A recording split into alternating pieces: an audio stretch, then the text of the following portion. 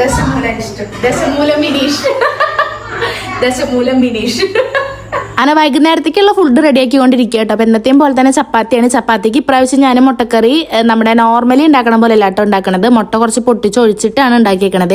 ബാക്കി ഗ്രേവിയും കാര്യങ്ങളൊക്കെ നമ്മൾ നോർമലി ഉണ്ടാക്കണ പോലെ തന്നെ കേട്ടോ. പിന്നെ അതിൻ്റെ ഇടയിൽ ഇത് നമ്മുടെ വിൻഷേട്ടനും കൂടി വന്നിട്ടുണ്ടായിരുന്നു. അപ്പോൾ വിൻഷേട്ടൻ ജോലി കഴിഞ്ഞ് വരുമ്പോൾ കുറച്ചധികം സാധനങ്ങൾ വാങ്ങാനുള്ള ലിസ്റ്റ് ഞാൻ കൊടുത്തിട്ടുണ്ടായിരുന്നു. അതൊക്കെ ഈ വണ്ടിയുമ്പോൾ കൊടുന്നതിൻ്റെ ദേഷ്യമാണ് ആ മുഖത്ത് കാണുന്നത്. ഇതൊക്കെ എങ്ങനെ കൊടുക്കുന്നത് എനിക്ക് മാത്രമേ അറിയുള്ളൂ എന്നൊക്കെ പറഞ്ഞ് എൻ്റെ അടുത്ത് കുറേ ഡയലോഗ് കളിക്കുന്നുണ്ടായിരുന്നു. അങ്ങനെ ഞാനും തേജു അതൊക്കെ വാങ്ങി വേഗം ഒക്കെ എടുത്ത് വെക്കാൻ നോക്കുക കേട്ടോ. അപ്പോൾ എന്തൊക്കെയാണ് കൊടുന്നതെന്നാണ് ഞാൻ ആദ്യം പൊട്ടിച്ചു നോക്കണത്. അപ്പൊ കണ്ടതാണ് ഇത്.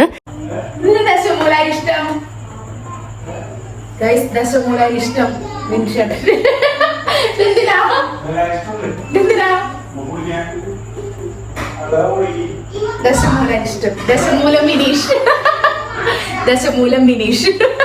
അപ്പൊ വിൻഷേട്ടൻ കുറച്ച് ദിവസമായിട്ട് കേട്ടോ ഭയങ്കര ഹെൽത്ത് ഇഷ്യൂ ആട്ടോ. അപ്പൊ അതുകൊണ്ട് തന്നെ എന്തൊക്കെയോ അരിഷ്ടവും കാര്യങ്ങളൊക്കെ വാങ്ങിക്കൊടുത്തിട്ടുണ്ട്. ഇതിന്റെ പേര് കണ്ടപ്പോൾ പെട്ടെന്ന് ചിരി വന്നു കേട്ടോ.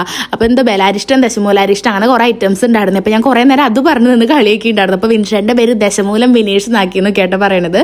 അപ്പൊ അതൊക്കെ മാറ്റി വെക്കുന്നുണ്ട്. പിന്നെ കുറെ പച്ചക്കറിയൊക്കെ വാങ്ങിക്കൊടുത്തിട്ടുണ്ടായിരുന്നു. അപ്പൊ അതെല്ലാം കഴുകി എടുത്ത് വെക്കുന്നുണ്ട്. അപ്പൊ എന്റെ കൂടെ നമ്മുടെ തേജും ഉണ്ട് കേട്ടോ എന്നെ സഹായിക്കാൻ വേണ്ടിയിട്ട്. കുട്ടി ഫ്രൂട്ട്സും കാര്യങ്ങളൊക്കെ ആയിട്ട് മാറ്റി എടുത്ത് വെക്കണത്. ഞാൻ പച്ചക്കറി ഒതുക്കാൻ നിന്നു കേട്ടോ. അപ്പൊ കഴിഞ്ഞ വീഡിയോയിൽ ഞാൻ നമ്മുടെ ഗിവ് വിന്നേഴ്സിനെ തെരഞ്ഞെടുത്തിട്ടുണ്ടായിരുന്നു. രണ്ടുപേർക്കും ഞാൻ പറഞ്ഞ പോലെ തന്നെ എമൗണ്ട് ഗൂഗിൾ പേ ചെയ്ത് കൊടുത്തിട്ടുണ്ട്. എന്തായാലും ഞാൻ ഹാപ്പിയായി, അവരും ഹാപ്പി ആയിട്ടുണ്ട്. ഇനി അടുത്ത ഗിവ് അവേ ഞാൻ ഈ ഒരു വീഡിയോയിലും കൂടി പറയാം. എന്തായാലും നമ്മുടെ വിഷു അല്ല വരണത്. അപ്പൊ പിന്നെ വിഷു കൈനീട്ടം തന്നെ ആയിക്കോട്ടെ. ഇപ്രാവശ്യം ഞാൻ പൈസ തന്നെ ഗിവ് അവേ ആയിട്ട് തരാന്നാണ് വിചാരിക്കുന്നത് കേട്ടോ. വീഡിയോ നിങ്ങൾ കണ്ടോണ്ടിരുന്നു. അച്ഛനും മോനും പണിയിലാണ്. അതായത് രാത്രിത്തേക്കുള്ള ഫുഡിനുള്ള മുട്ടയും കാര്യങ്ങളൊക്കെ റെഡിയാക്കിക്കൊണ്ടിരിക്കുകയാണ്. അപ്പൊ നമ്മുടെ ഗിവ് അവേക്ക് കിടക്കാം. ഇപ്രാവശ്യം ഗിവ് അവേ തിരഞ്ഞെടുക്കുന്ന 4 പേർക്കാണ് കേട്ടോ തരാൻ ഉദ്ദേശിക്കുന്നത്. 500 രൂപ വെച്ചിട്ടാണ് കേട്ടോ 4 പേർക്കും തരണത്.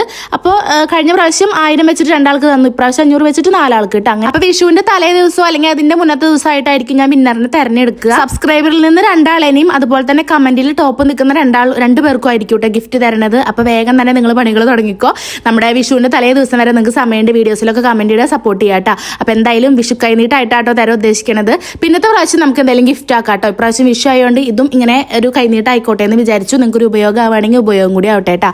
അപ്പൊ നമ്മളിതേ രാത്രിത്തെ ഫുഡൊക്കെ കഴിച്ചുകൊണ്ടിരിക്കുകയാണ്. ഗിവവേയുടെ കാര്യം മറക്കണ്ട. ഫ്രണ്ട്സോ റിലേറ്റീവ്സ് ഒക്കെ ഉണ്ടെങ്കിൽ അവർക്കും കൂടി അയച്ചു കൊടുത്തു. അവരും കൂടി പാർട്ടിസിപ്പേറ്റ് ചെയ്യട്ടെ. അപ്പം നമുക്ക് അടുത്ത വീഡിയോയിൽ കാണാം കേട്ടോ. ബൈ.